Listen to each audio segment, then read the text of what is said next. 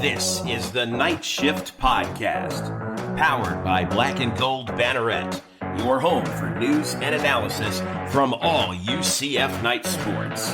The KnightShift starts now.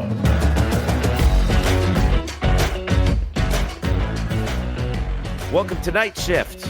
It's Jeff Sharon here with you with Eric Lopez, Don Struble, and Bryson Turner on this busy mid-March day. We've got, believe it or not, we do have some basketball to talk about, but it's not basketball that's playing this week. We're going to talk about the transfer portal. It's just opened up, and a lot of people are jumping into it. We'll update you on who.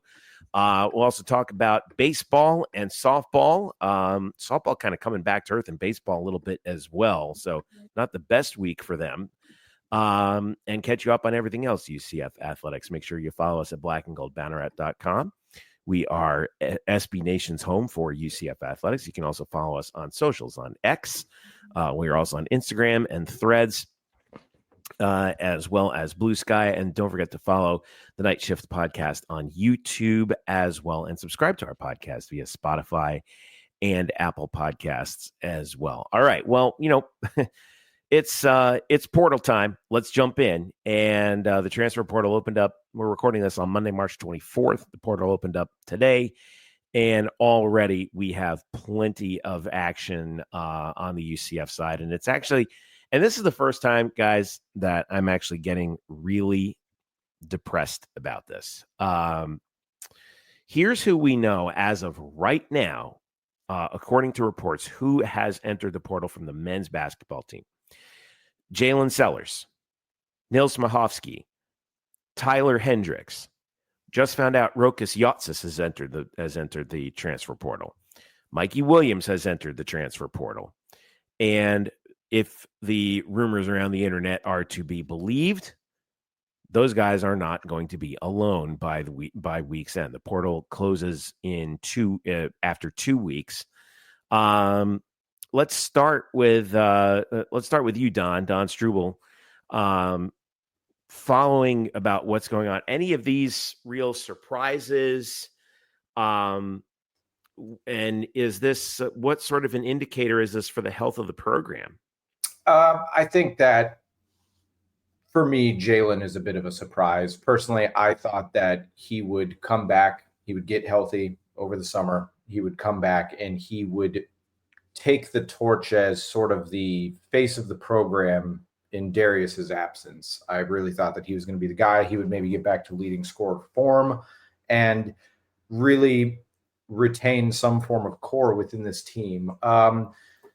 Mikey, not as big of a surprise, with his massive following on the internet. He's young, it's one of those things where he's going to go where the money goes. And in terms of the other guys, I mean, a little bit more of a surprise. I thought that Tyler, Nils, Rokas, in the wake of others leaving, that they might have stayed in an opportunity to get more minutes. One thing, and we talk about rumors, and I don't want to do too much speculating here, but Keyshawn Hall an hour ago posted on Twitter, "Before you ask God for anything, first thank him for everything." And it's a picture of him with the team. Is there a chance that he goes? Now, where this is concerning, guys, is that this team's season is not over yet. Right. They're going to Vegas in probably less than a week, but they play in 8 days against Oregon State in the first round of the inaugural 7 days, actually. 7 right? days. Yeah. So because the tip-off is scheduled for next Monday at 5:30 p.m. Eastern. Gotcha. My apologies. I thought it was the first. No, you're good. Okay, so. Oh, I'm sorry. You are right. It is the first. It is the first. Yeah, okay. So it is 8 days. I'm sorry. So you're good. You're good. So, you're in a position where the guard room has been thinned out immensely. Now, obviously, Jalen and Mikey were not playing due to injuries, but you lose Nils and Tyler, who have saw minutes increases. So now what kind of load is put on a Darius Johnson, a Jordan Ivy Curry? We'll probably see more Dior Johnson. Is it possible that we could see Pooh in some spot minutes? We don't know what we're going to get now. And this is just day one, guys. I mean, what kind of skeleton crew are we going to be working with here come next week? Now, it's still possible that they could play, though, right?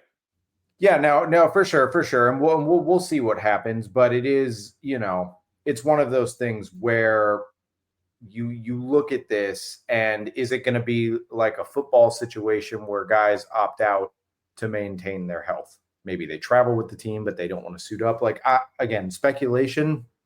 We could see them play, but yeah, again, some surprises in here, others not so much, and we'll see how the rest of the week plays out. Bryson, you're following the transfer portal as well. We have a transfer portal tracker on blackandgoldbanneret.com. One of the other transfers announced on the women's basketball team, Kaitlin Peterson. Now, Kaitlin is a bit of a different case because she had walked on senior day. She's obtaining her degree. So her entering the transfer portal means ostensibly that she's going to be a graduate transfer. She's going to go somewhere to get her master's degree. But nonetheless, what does this mean for women's basketball? She's been the top scorer on the team for the last 2 years. The most productive player from a scoring perspective, no doubt. What does this mean for women's basketball right now going forward? Because it feels like they're in somewhat of a better spot considering how the rotation worked out, at least for now, right? Well, I think in the end, the surprise is that was in the transfer portal at all because she was a senior. Ostensibly, this was her last year that everyone was kind of thought of. She doesn't have a fifth year option because she started after COVID. So we all thought that this was going to be it for her, but she's taking advantage of being a graduate transfer, as is her right to do. But of course, she has to go somewhere else in order to do that. So let's just go ahead and put the whole speculation to rest now. She wouldn't have come back because I don't think NCAA rules on graduate transfers would have dictated that for her. So so basically, the situation for women's basketball has not changed from 24 hours ago when we didn't know this. We knew Kaitlin Peterson was already going to leave. We knew Kaitlin Peterson would not be back in 2025-26, and it turns out that's the case. Exactly. So the big thing to look out for then on the women's basketball team is who are we going to get or lose in the portal that is not her. Looking at the roster, Kaitlin Peterson was one of a few seniors on the roster. You also have Taylor Gibson, who didn't play, Allie Stedman, who posted on Instagram about being done with college basketball, so she's out. And then Neve Brown and Lucy Castagne, graduate students, came in the portal for just one more year. They're out.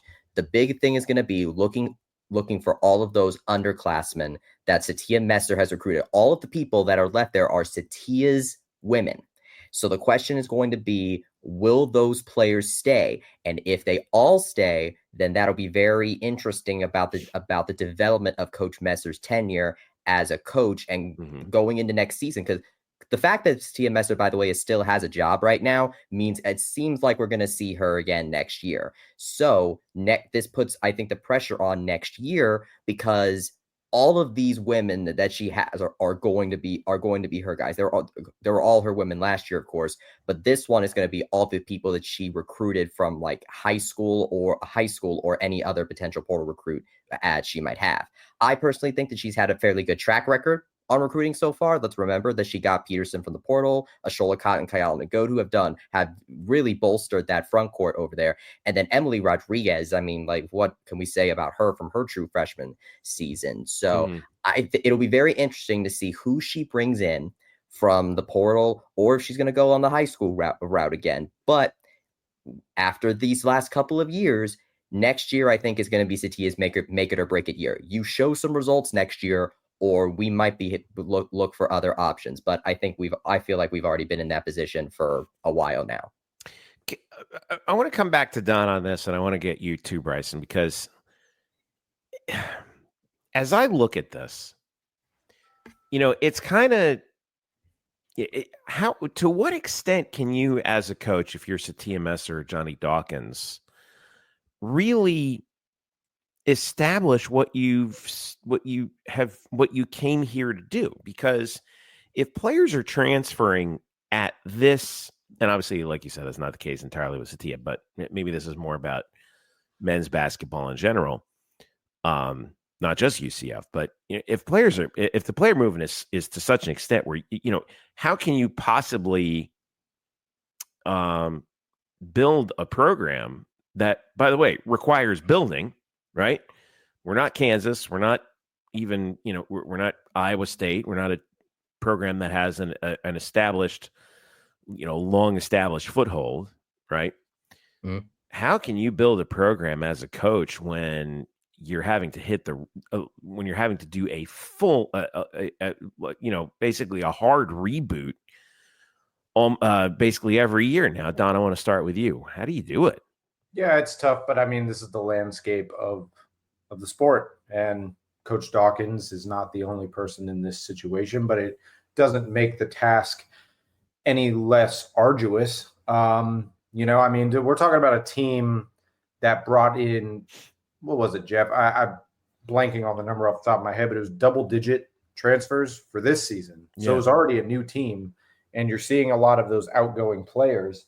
By the way, according to On3, Cam Simpson, who didn't from Oak Ridge, who did not play at all last year, redshirted, he's reportedly in the transfer portal too. Oh, there you go. Yeah. So it's you're in a situation where this is the most difficult sport to build a core and build continuity, and I think that's what makes a Darius Johnson so special, and that's why he's going to be sorely missed, is because you just don't see that anymore. But yeah, I mean, there's a lot of onus on these coaches to not only go and rebuild, but to get it right. I mean, this is a very, very difficult conference for both Coach Dawkins and Coach Messer. And so you really have to, they're going to be forced into a position where they're going to have to do their due diligence. And in Dawkins' case, before his season is even over.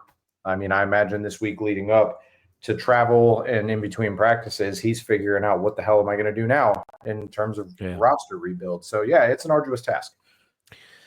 What about you, Bryson? Like, if you were in this position and they came to you and said, what should we do? What would be your answer? It's funny. I actually had this conversation with somebody a few weeks ago, and my answer to that was, you need to be a coach worth staying for, because in the end, I think that there is a limit to what money can make a person do.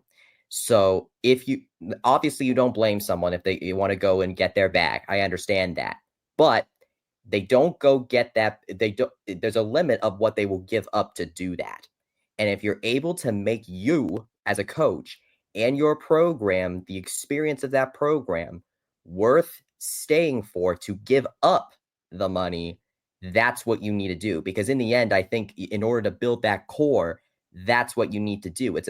Sometimes it's about building team dynamics. Sometimes it's about the work, the way you coach. That's why I think players coaches are really starting to become a lot more popular now, because those are the types of coaches that players like to play for. That's one of my reasons I love the transfer portal, is because players can follow their coaches if they leave. They're not stuck to a place like that. But that also means that if you're a player's coach, people will play for you. They will follow you to play for you, but they will also stay to play for you as well. So I think it's all about just really improving your craft and that type of thing. Satia Messer will be interesting to watch, because over these next 2 weeks, if we don't see any of those undergraduate students enter the transfer portal, then I think it means one of two things. One, they know they're going to get minutes, which a lot of them did in the last season. So I think that goes without saying. It's a very obvious point.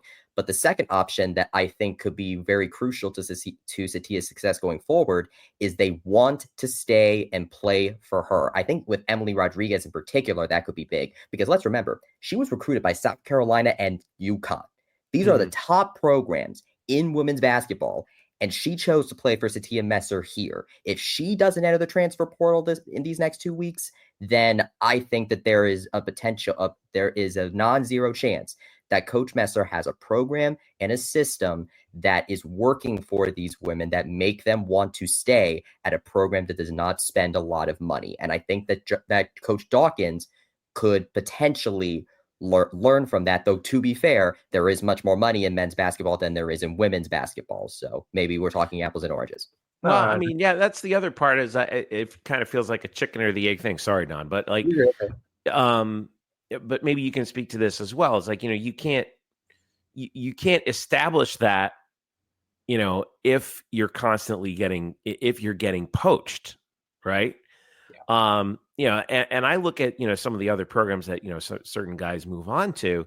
And yeah, I know it's hard when, when the transfer portal opens and like everyone hits the market, that who's leaving at the same time. Nobody announces that they're coming in, on the first day of the portal. But, you're going to get some guys who come in or gals and, and that'll soften the blow, but that takes time. But it's just, I don't know, Don, it feels like, how do you establish that, when it seems like players are moving out at the volume that they are? Like, for those who don't know the program, it's like, what evidence is there to the case? Sure, yeah, and that's the thing is, like you said, Jeff, how do you stop them from getting poached? It's tough when you don't have financial pedigree or championship pedigree. UCF has neither. And to Bryson's point, like, it is good when you can retain some, but we're talking about you need an entire roster to buy in and buy what you're selling. And I think that Johnny did a good job of that last year. A lot of people might have looked at a Mikey Williams and said, oh, could have went anywhere, and maybe his hype was being inflated by his internet presence, but he told me that he came here because of Coach Dawkins, and he knew that Dawkins could get the most out of him. Now, UCF has that playing in their favor in terms of the men's location. Young people would like to be in Orlando, Florida, I'm sure, over other places. But yeah, it's tough when in the world of NIL and you are the newcomer to a big time conference. It's hard when you have to fight through everyone else above you to try and make something happen in terms of retention. And yeah, it's a big multifaceted challenge for both Coach Messer and Coach Dawkins. Last question for you two guys before I go to a break. And Bryson, I want to start with you. You're the sports business guy. Thank you. Let's say the head of the NCAA came to you and said, Bryson, we're experimenting with some rules changes to try and curtail player movement, the sheer volume of player movement. What's your suggestion? Give me one suggestion that you would do. The only way I think you could do that is you have to tie NIL to it somehow. I like, you have to be able to tie NIL dollars to the school. And to be fair, I think schools themselves are already doing that, because with the way that revenue sharing is becoming a thing now, I think it could be very possible that the stage is already being set for NIL dollars to be tied to where you are specifically. And so the conditions of, you're going to get this if you're here. So so who knows? Like, we've talked about NIL like it's the Wild West. Could we potentially be seeing an avenue where we might not, it becomes less wild because it's the schools that are coming in to regulate itself? Or will the schools regulate it and then the NCAA will be able to finally come in now that it's, less of a free for all, and say, okay, now that things are a little calmer, here are some rules, and the schools would just be like, well, thanks, we were kind of already doing this in the first place, or the schools could have easily been the ones to tell the NCAA to do this thing, because what power does the NCAA have? So I think we're on the path to maybe seeing that happen. But in the end, the biggest thing we wanted with NIL and the transfer portal as a concept was, you wanted players to be compensated for the work that they put in cultivating their own images and their own talents and their own skills. So that way, if they don't go pro, they can take advantage of the fame they have now to create wealth for themselves. And the second is so they are not locked down to one place the entire time. I think you have to balance that out. You want to be able to give them the freedom of movement, but you don't want to make that movement come without a bit of a cost, and then not so much so that you look like the you look like a union buster, basically. You look like that kind of company. It's a very tough balance to walk. I mean, look, I'm not envious of the people that are in the position to have to do this. It's probably why the NCAA buried their head in the sand about it for so long, because they didn't want to deal with it, and it's hard to deal with. But what about in you, the end, Don? they're gonna have to deal with it. Yeah, sorry, Bryson. What about you, Don? If they came to you and said, "What would you do to stabilize the market?" What would you do? And that's tough. I don't have the business background or acumen of Bryson, but I will say this, and this might seem a little punitive. I would put a more strict transfer cap on things. I would make players really, I would put the onus on players to really choose programs that they're going to go to, and I think that when we look at something, this isn't really a great comparison, but look at the NFL and the NFL's drafting process. It's better than like baseball, for instance, because baseball, the richest teams can just go buy whoever they want. And I think we're in a similar situation with NIL in that the wealthiest schools with that financial pedigree that I was mentioning can go get whoever they want. So I think that, we have to see a little bit more onus on the players to really choose their destinations. And I don't know if like contractual obligations can come into play. I'm kind of rambling here, but I think that it's one of those things where you can't just go and go and go whenever you want, wherever you want all the time. Yeah. Go ahead, Bryson. Well, MLB is a very good comparison, Don. I cannot believe I didn't think of that. That is a very great comparison. Good on you for thinking of that. That is very similar to what we're seeing. Well, yeah. I was thinking too about, the history of free agency in MLB, right? Where, the reserve clause was just tied you to a series of 1-year contracts. And then when free agency became a thing, all of a sudden there was the problem of, well, who's to say that all of a sudden every player becomes a free agent in Major League Baseball? And so that's when the players union had the brilliant idea to restrict the supply to the market by allowing players to sign multi-year contracts. Correct. And then that had the additional knock-on effect of when you restrict supply, you increase the price of that labor. Yeah, exactly. And that's a good point. And, you look at something like the NFL, that is the one major sport, at least in America, where it does not matter your market size. I mean, look at they have a hard salary cap. That's what. Yeah. It's a hard salary cap, and that makes all the difference. So could you implement something similar in some way to the college landscape? And the good news, at least from a basketball front, guys, is like, let's look at some of the teams who went to the dance. Akron, McNeese State, UCF is not a tiny, barely above JUCO level school. It's a Big 12 school in a good market. Like, they can make things happen. Although, to be fair, those schools were conference champions who got their automatic bids. No, 100%. I agree. I guess more so what I'm saying is like, this isn't, it's not college football. It's not, and things are getting better with the expanded playoff there, but it's not so restrictive. It's not so limited to where top programs are making stuff happen. UCF's never going to win a Big 12, but there's no reason that they can't get 10 conference wins and get in the dance at some point. I mean, so yeah.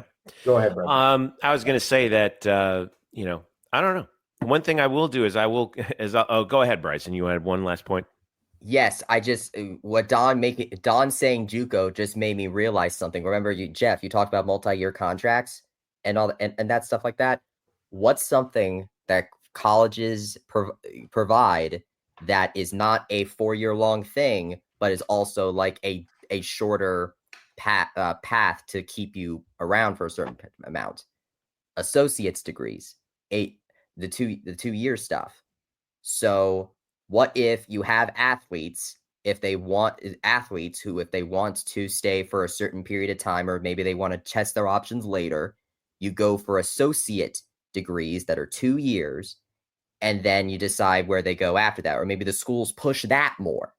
You push those things to certain players. Yeah, I do think it's a good idea to tie it to education, but then the question is always going to be, who's going to be, who has the incentive to make that a policy? And, right now there's there's the big boys and then there's everybody else. And right now the big boys are benefiting from that.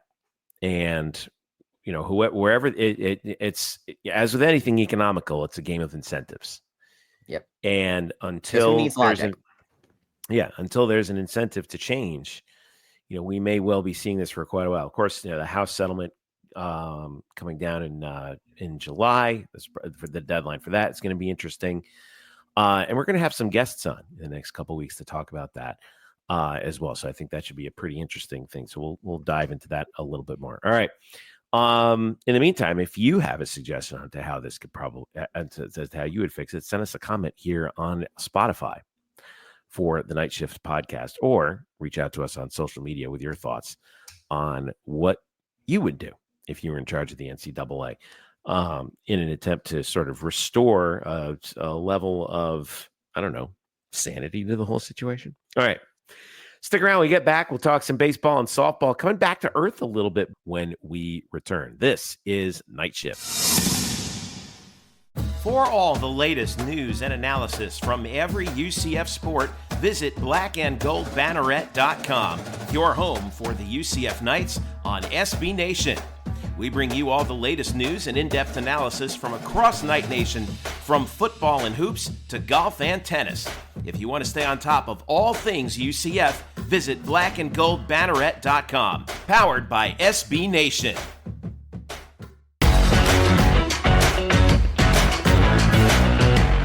We're back here on Night Shift.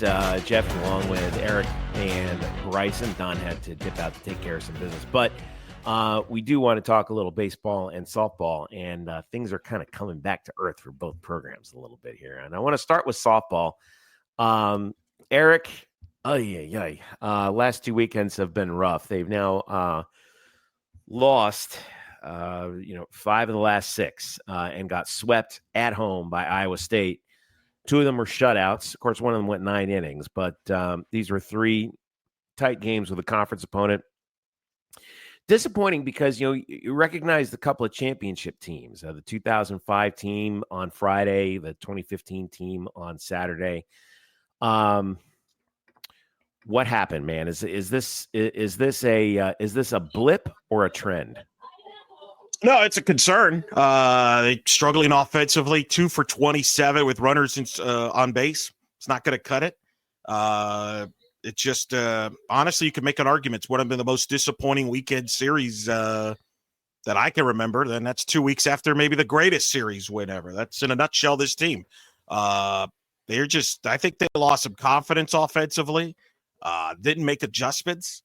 And it's a young team, and they're facing adversity. And I don't think for a lot of them, it's the first time they're going through it. And I think they're trying to figure it out, and they couldn't figure it out against Iowa State. And that's disappointing. It's the first time they've lost back-to-back home conference series since 2019. So, wow, that's an issue now, because after this Wednesday, you got Florida, by the way, top 5. That's not going to make it easier. You're going to go on the road for a while because you're going to Baylor for a series. You're going to go to Oklahoma non-conference for 2 games. You're going to go on the road to BYU before you come home and host Oklahoma State. So they're going to have to figure out some questions offensively quickly because the pitching's good enough. It's just the offense. It's just not consistent, and we'll see if somebody steps up or not. But it was ugly, no doubt. It was ugly, and I understand a lot of fans are upset, frustrated, and rightfully so. The good news is they're still in a 33 in the RPI, which is still reasonable. Still, that you can get. You're still an at-large team at that point, right? So, I mean, it's not like they're in an unrecoverable flat spin. It's the trappings of youth, you win games that you're not supposed to win, but then you lose games that you're not supposed to lose. But that being said, I mean, the young people have stepped up quite well. You look at game 3 in the Iowa State series, look at all the people that got hits in that game offensively. Sammy Ray, sophomore, Izzy Mertez, freshman, Humphreys, sophomore, Damon, freshman. It's the underclassmen that have been stepping up offensively. So I think the big thing when you look for here is you need some kind of cohesiveness. And I think that's for the upperclassmen need to kind of step up and be that cohesiveness factor.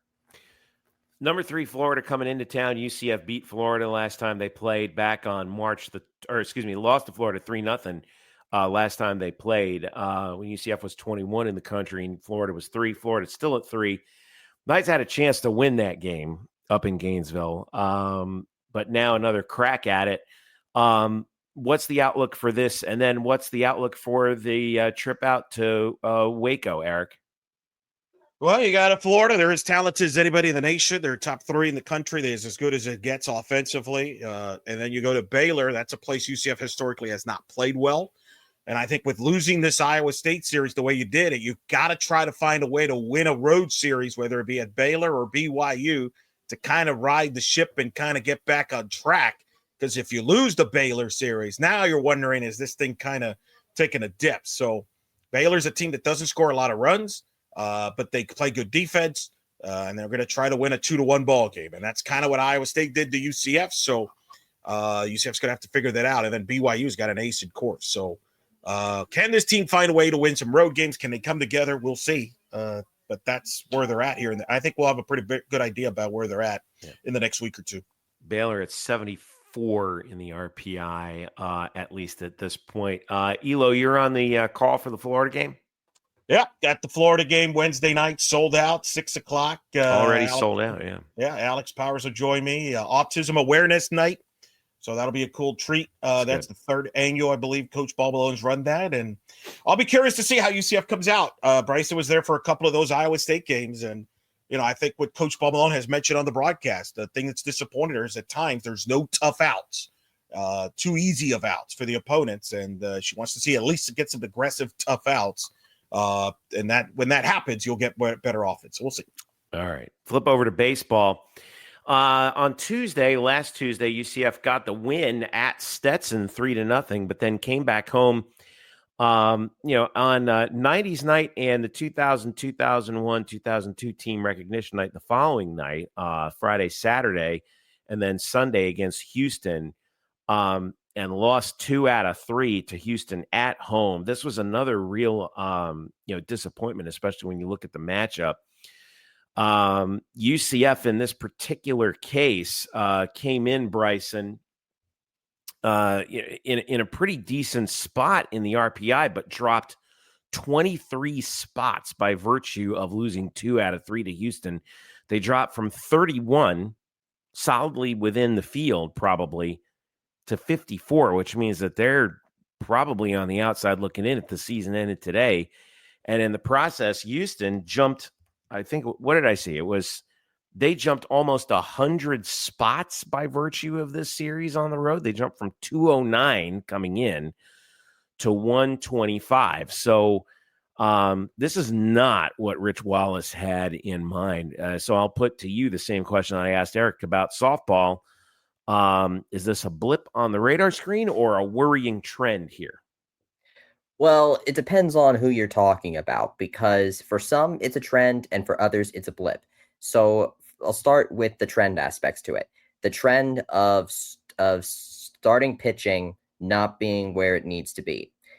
You have Chris Sosnowski, Wiley Hartley, and Dom Stagliano. Now, Hartley, I'll be interested to see what they do with Hartley, because I think Hartley actually put his best foot forward for a spot as the Friday night starter, because he actually did fairly well, only allowing 5 hits and 3 runs and 2 strikeouts. The only reason he got pulled out after 61 pitches was because Rich Wallace wanted a different pitcher for the lineup, from what he said after the game. But you look at the other. Oh, I'm sorry. I was still reading the wrong thing. 5 strikeouts from Wiley Hartley, 1 run on 3 hits. That's on me. But basically, the Chris Sosnowski and Dom Stagliano both ended up struggling, at least to the point where the bats were not able to come back. Now, and that's where I think is a little bit more of a blip. I think the bats just kind of weren't able to come across this one, because they've been surging ever since that South Florida series, which you saw, Jeff. But this time around, you had 1 bad inning that in the 5th inning on game 1 that UCF just couldn't come back from in the innings since, and they only had to get 2 runs. So, I mean, in the end, the bats just couldn't do it that one time. They did succeed in game 2, blew them out 7-1. So there you go. There's the bats we know and love. And then then game 3 is where I think the pitching really robbed them, because especially in the bullpen, because Stagliano, who we've talked about before, Dom was struggling a little bit for a while there. And Yes. in this game, I thought he actually pitched fairly well. He gave up 3 runs on 5 hits over 5 innings, struck out 2, but he kind of held his own. And then the bullpen just kind of imploded on him a little bit, right? Oh, yes. It was an uncharacteristically bad weekend for for Dominic Castellano, who maybe it's just a bad week, but he just kept allowing runners on base.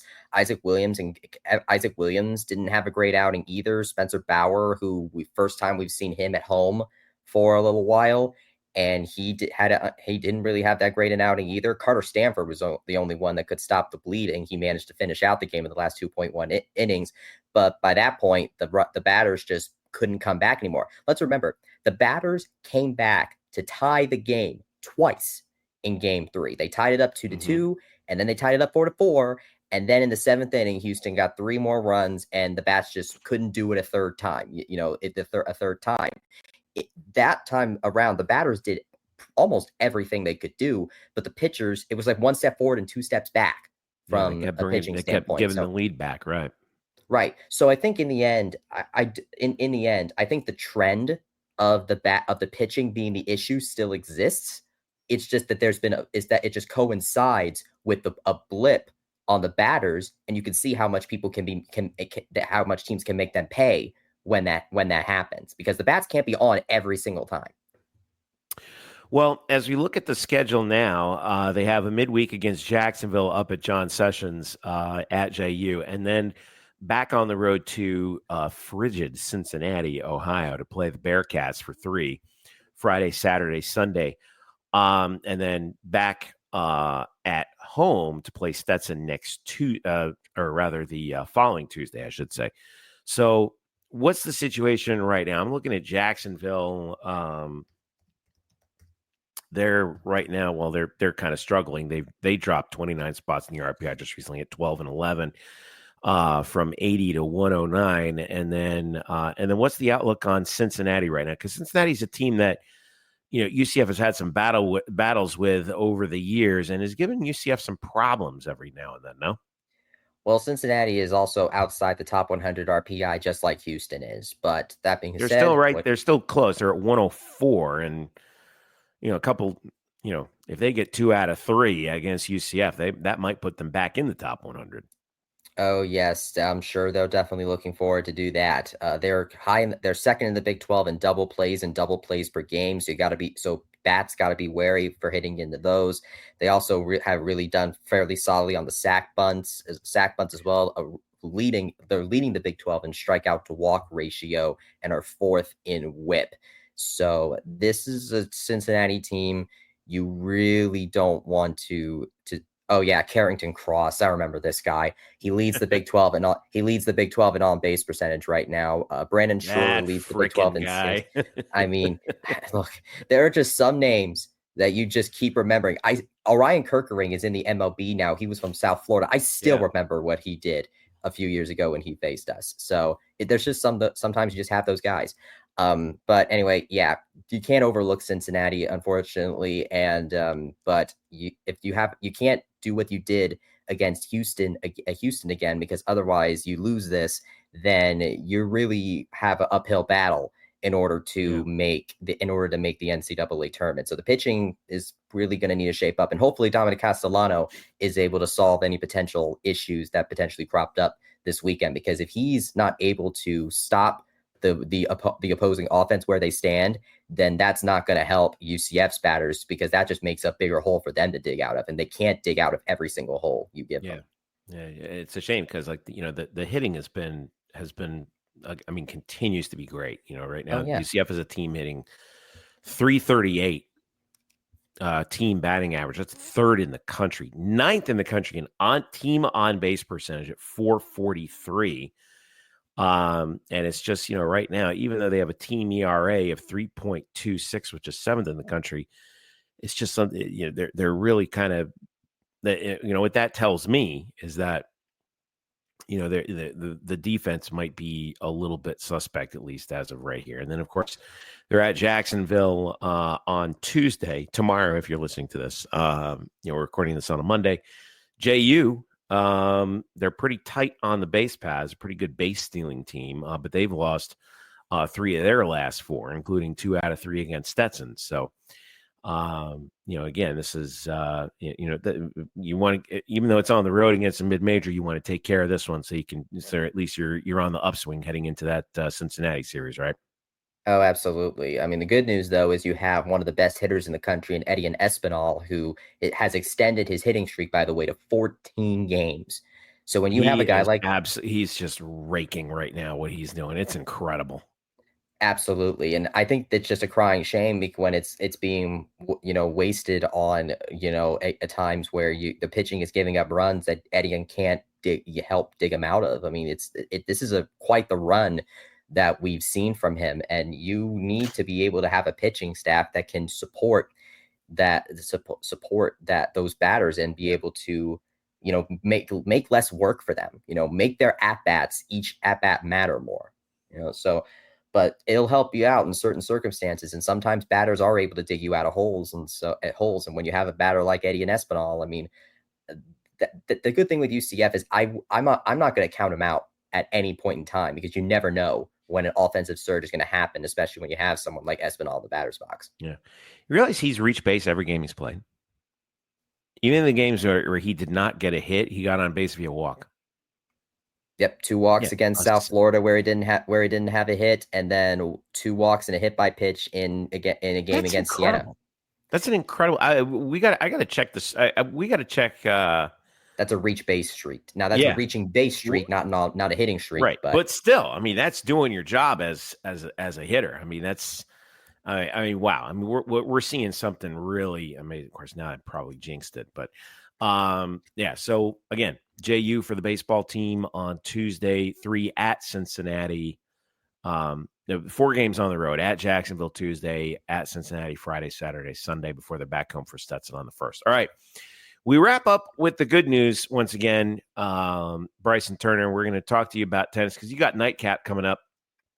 Now, the women's team split this past week. They won at Colorado, lost at number 14, Texas Tech, but they continued to impress at 15-2 overall and 7-1 in the Big 12. Real quick, give us the cliff notes on the women's tennis team right now.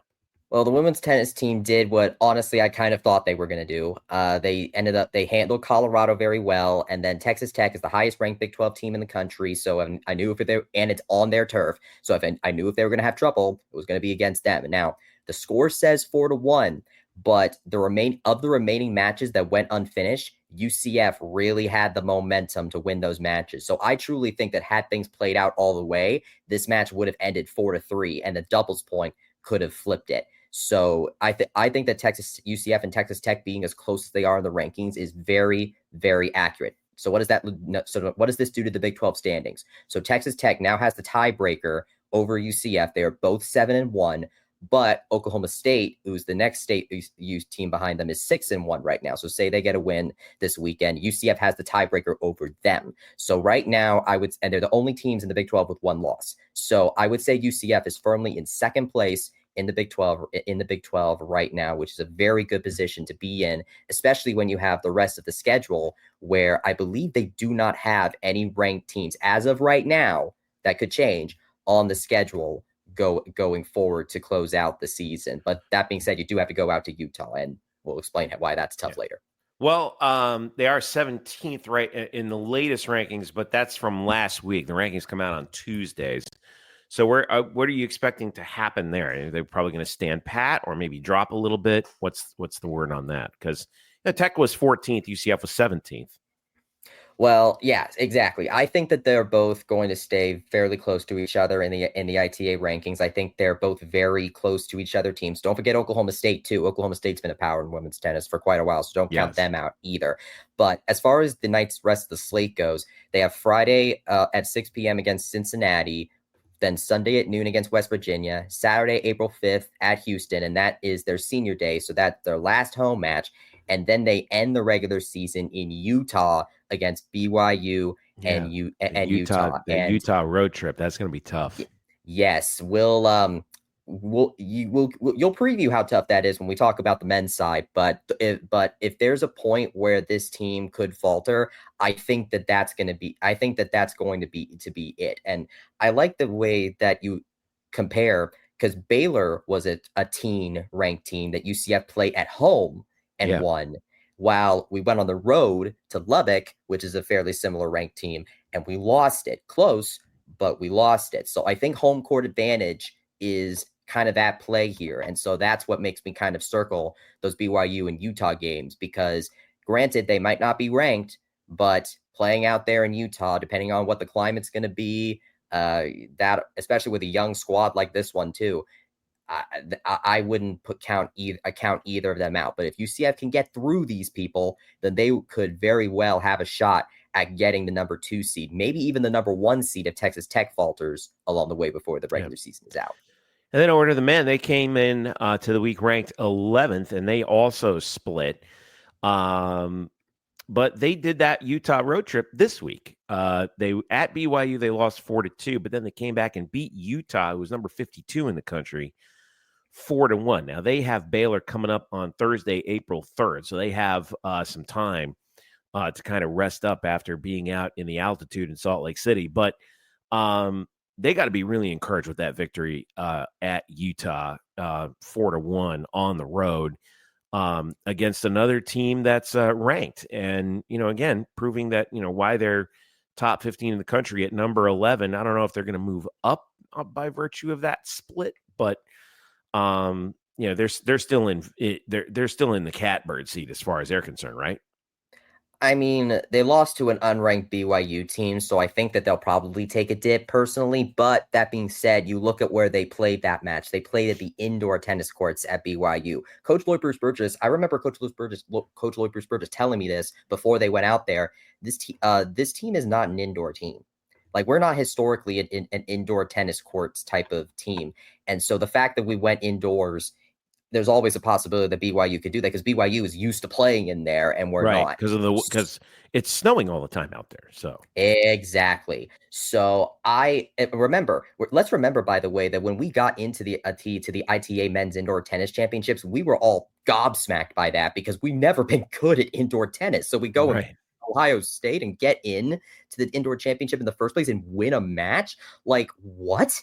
So this is not an indoor tennis team. So the fact that we lost indoors to BYU, who's used to playing indoors, doesn't really strike me as surprise. Now, obviously, does that mean we're going to take a shot in the rankings? I think we still do, because in the end, they're still unranked and we lost to them. But it is an encouraging sign that once we got back outdoors against the number 52 ranked Utah, UCF handled business. So I think that in the end, BYU will kind of prove to be an aberration to me, at least in terms of where we played and how we're used to playing. I think but this next weekend, which is actually going to be the last home weekend of the season, by the way, will tell a lot about this squad, because they're going to go against Baylor, number 17 Baylor at 6 p.m. on Thursday, April 3rd, not a Friday this time, Thursday. And then they'll have their senior day against number 32 Arizona State at noon. So a pair of top 35 teams coming to town to wrap up their slate at the USTA National Campus, unless, of course, they can do good enough to host an NCAA regional. We'll see about that. But I think these two this weekend will be very important in UCF's hopes of getting them a good spot in the NCAA tournament. On a standings standpoint, UCF has split their Big 12 matches thus far. They are 2-2. They're in a tie with Baylor and Oklahoma State, who are also at 500 in conference play, but they're just 1-1. That's why UCF actually isn't playing this week. This is kind of their off weekend, so there'll be some programs that could catch up to UCF in that department. But right now they're listed as 4th behind 2-1 Texas Tech, 2-1 Utah, and 3-0 TCU. So I would still say that the number 2 seed, I would say, is probably still up for grabs. I think TCU pretty much has the number 1 at this point, and rightfully so. They're a really great tennis program, but I think that 2 seed is still very much in reach for this program, especially since UCF has an off week, and so we could see Utah and Texas Tech potentially fall down the road. But once UCF comes back, they'll still have some tough opponents to try and fight for the highest seed that they can get. Where can we get more information on the goings-on around the world of UCF sports, Bryson Turner? Well, you can check out my nightcap on blackandgoldbanneret.com. You can also check out the KnightShift YouTube channel, where you can hear my conversation with track and field head coach Dana Boone and multi-athlete Natalia Madison from the first UCF track and field outdoor season meet, which will also be covered in Nightcap, along with men's golf, who is also in action as well. Huge. All right, cool. Thank you so much, Bryson. We really appreciate it. Eric had to dip out to go take care of some business, so shout out to Elo for his help as well. Also, shout out to Don, who again followed us on the transfer portal stuff. And you can check out the transfer portal tracker on blackandgoldbanneret.com as well. Also, shout out to the student of the game, Kyle Nash, who is covering the Magic tonight, playing the Lakers. We appreciate his insight as well. We'll be getting him in to talk about the Big 12 Pro Days as well in a little bit. So thanks to you, the fans, for listening. If you don't already subscribe to our podcast, please do on Spotify and Apple Podcasts. You can also follow us on social media. Look for Black and Gold Banneret on Instagram, Threads, X, and Facebook, as well as Blue Sky. You can also follow the KnightShift YouTube channel, KnightShift UCF, KnightShift UCF on YouTube as well. For all of us here at Black and Gold Banneret and the KnightShift podcast, for Bryson, I'm Jeff. Thank you so much for listening. Enjoy the weekend. We will see you next week.